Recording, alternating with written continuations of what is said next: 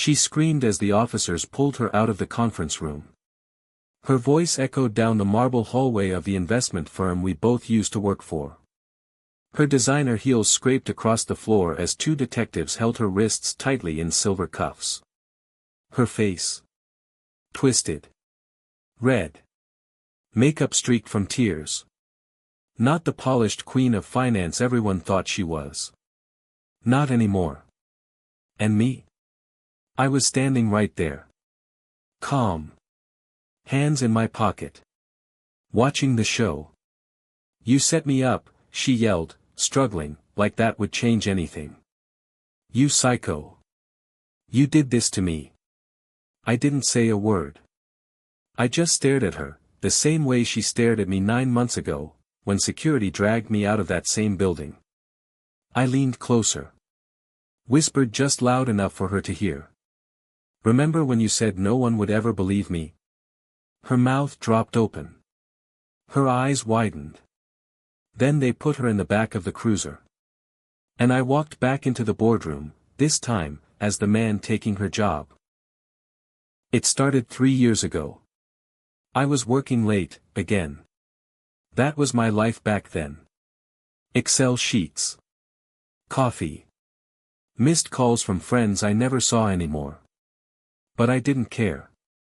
I was grinding, stacking certifications, climbing the ladder. And then she walked in. Taylor. New hire. Senior analyst. Tall, elegant, always in heels that clicked like a timer counting down to something dangerous. At first, we just talked in the break room. She always had these sharp one-liners, always reading everyone in the office like a book she'd already memorized. We vibed. Within a month, we were staying late together.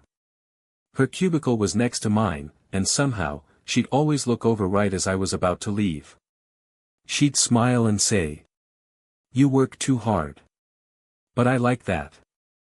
2 months in, we kissed in the parking lot. 3 months in, we were a thing. I'd never been with someone like her. She was sharp, classy, ambitious. She made me feel like I wasn't just a worker, I was a man with potential. And then came the big break. The firm was opening a new project division. 4 people would lead it.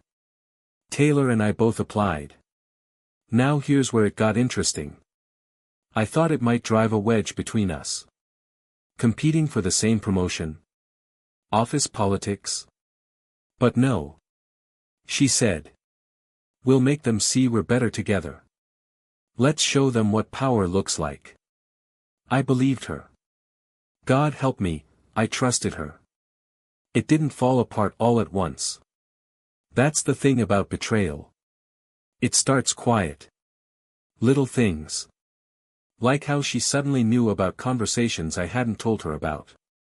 How she'd accidentally get access to files I had open, or be just passing by, during private meetings. Then came the flattery. Not for me, but for the partners. She turned it on like a faucet. Laughing at jokes that weren't funny. Suggesting changes to presentations I'd already prepared, then presenting them as hers. At first, I brushed it off. Office politics. Everyone plays a little dirty. But then something weird happened. A file went missing. An important one. We were pitching a major strategy to a hedge fund client, one I'd spent weeks building. On the morning of the meeting, gone. My desktop was empty. Backups corrupted. IT said maybe I deleted it by accident. Taylor stepped in. Saved the day. Had a copy of the same file ready on her drive. My file. My structure. But her name on the title slide. She smiled afterward and said. "See? That's what I meant. Better together." I smiled back. But in my chest, something twisted. And that was the moment I knew. She wasn't helping me climb. She was stepping on my shoulders. Still. I didn't do anything. Not yet. It was a Friday. The kind of day where you think you're almost safe. Almost at the weekend. Almost able to breathe. I got called into the executive conference room. The same room where we'd pitched million-dollar ideas. The same room Taylor once said we'd own together. I walked in. And saw HR, security, and Marcus, one of the managing partners. No smile. No hello. Just a thick manila file on the table and silence. Then came the bombshell. "We've reviewed your access logs," Marcus said, flat. "You've been siphoning internal documents and sharing them externally." My chest went cold. "What?" "Client data," HR chimed in. "Private reports. Some were sent to competitors. Others traced to your login ID." My heart pounded so loud, I couldn't hear my own thoughts.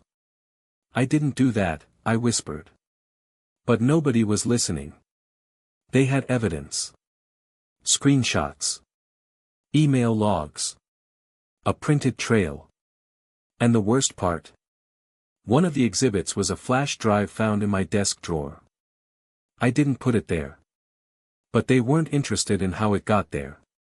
Only that it was there. And Taylor?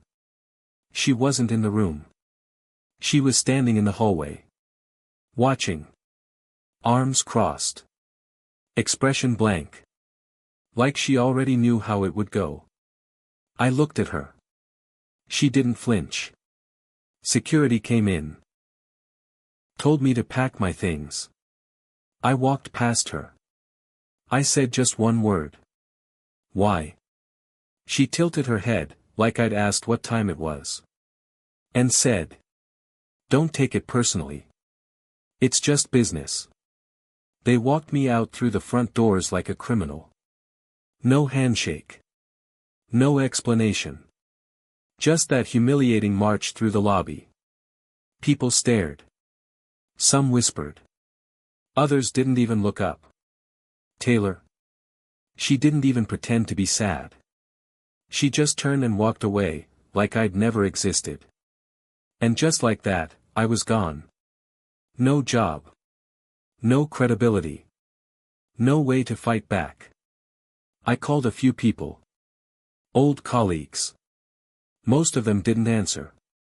The ones who did gave me the same line. "Man, I don't know what happened, but I can't be involved. She'd poisoned the well." I tried applying for other jobs. No one wanted to hire someone involved in a data breach. Then came the rent notices. The bank calls. The fake smiles from people who used to admire me.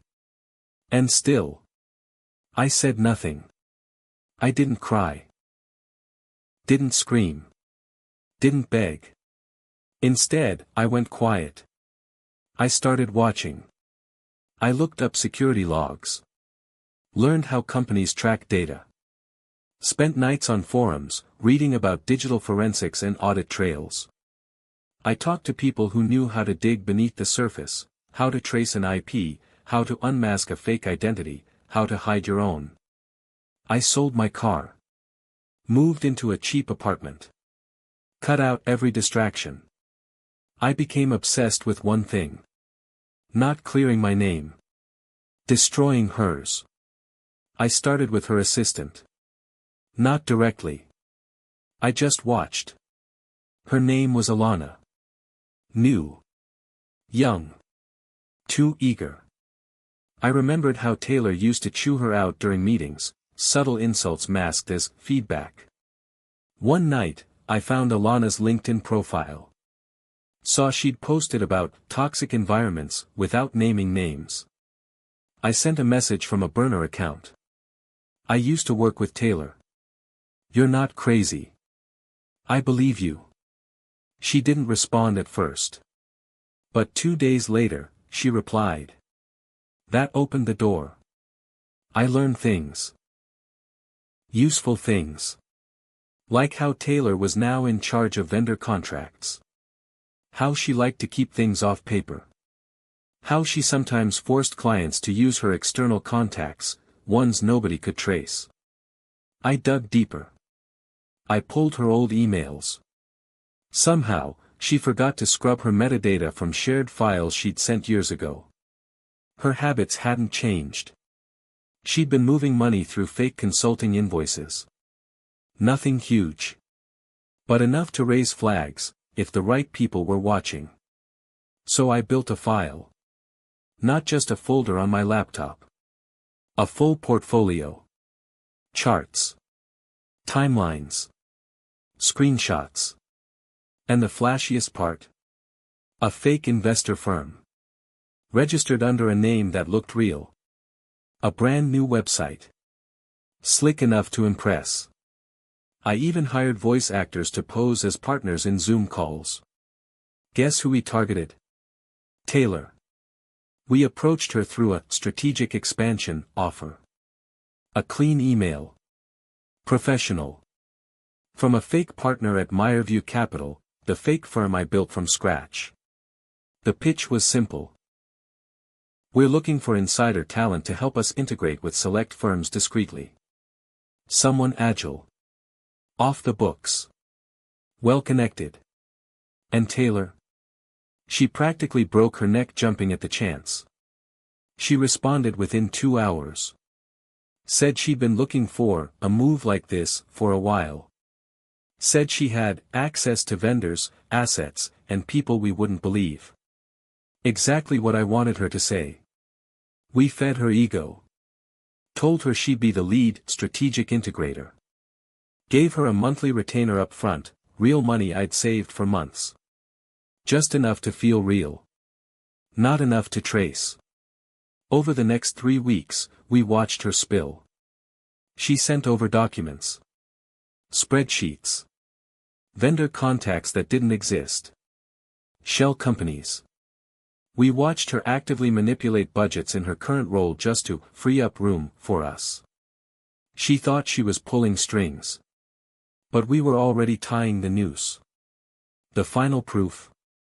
A recorded Zoom meeting, one she didn't know was being mirrored from 2 devices. She bragged. If my firm ever audits me, they'll have to start by auditing themselves. Then she laughed. That recording? It would be her downfall. There was one person Taylor underestimated more than me.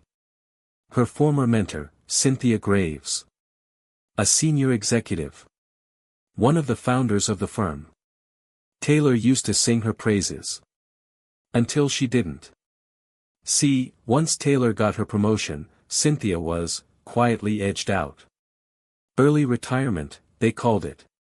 Rumor was, Taylor leaked sensitive performance reviews to the board, reviews that made Cynthia look sloppy, out of touch. A little whisper campaign. A few concerns here and there. Same tactics she used on me. But Cynthia was no fool. She just didn't have proof. Until now. I found her. Tracked her down in a small coastal town. She was teaching finance workshops at a community center. I showed up in person. I told her who I was. Her eyes narrowed. You're the guy Taylor had fired. I nodded. And then I pulled out the flash drive. With everything. The fake vendors. The fake invoices. The money trail. The call logs. The Zoom recording. She didn't say a word for a long time. Then she smiled. I've waited a long time for this. From that moment, Cynthia was in. She still had contacts on the board. Still had respect. She didn't just open doors. She kicked them in. The board called it a strategic compliance audit. Cynthia made the suggestion through an old contact. Framed it as a routine check for regulatory health before a potential merger. Taylor, cocky as ever, thought it was about everyone else. She even bragged about it on a call. This is perfect. I'll be the one who makes the audit run smooth. The board lead it up. We scheduled the audit for a Friday morning. The same kind of Friday where I once got marched out the door. But this time, I was inside the building, under a different name. Brought in as a consultant from the external audit team. She didn't recognize me at first. My beard was fuller. Hair shorter. Different suit. Different name on the badge. But when I looked her in the eye, just for a second, she paused. Her lips parted. Brows pulled in. Then shook it off. Big mistake. That morning, we laid it all out. All the transactions. The vendors. The matching dates between her emails and fund transfers. Then, we played the Zoom clip. The one where she laughed about the firm never finding out. The silence in that room. Heavy. You could feel her career caving in, minute by minute. She stood up. Tried to defend herself. This is a setup. This is a hit job. Cynthia didn't even blink. No, sweetheart. This is accountability. And then. The partners looked at me. Not as a stranger. But as the one who brought the truth.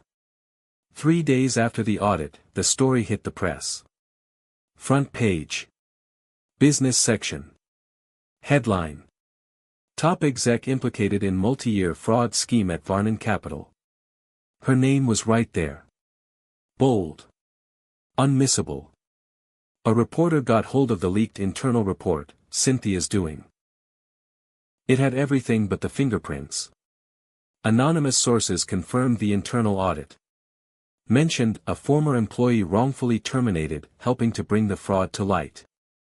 I didn't care about the credit. I cared about the impact. Taylor's photo was everywhere. LinkedIn. Twitter. Reddit. Comment sections exploded. Some people defended her. Most didn't. Screenshots from past emails leaked. Old co-workers started sharing stories. Even Alana, her assistant, did a podcast interview. By Monday, Taylor was fired. By Tuesday, she was blacklisted. Every major firm in the city issued quiet blocks on her applications. People who once fought to sit at her table now pretended they never knew her. Then came the real hit. The DA's office opened an inquiry. Money laundering. Corporate fraud. Misuse of confidential financial data.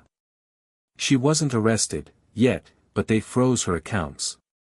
Put her condo under review. And she had to surrender her passport. I heard from a friend she cried in the parking lot. Alone. No one to call. No backup plan. Just a perfect storm, with her name at the center. It was late.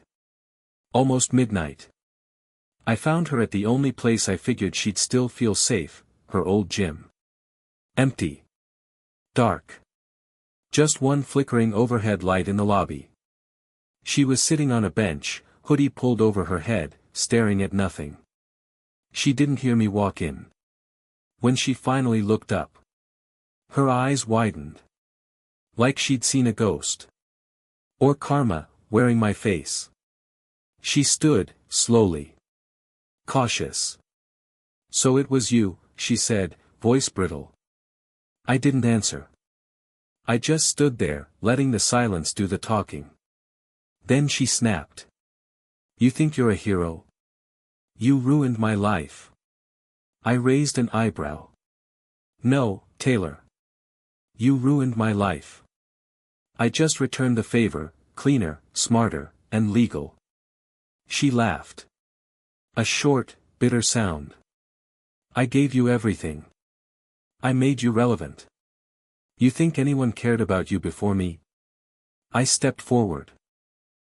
You took everything I built and burned it. For what? A title? A bonus? She didn't answer. Just sat back down, suddenly smaller. No more heels. No more boardroom confidence.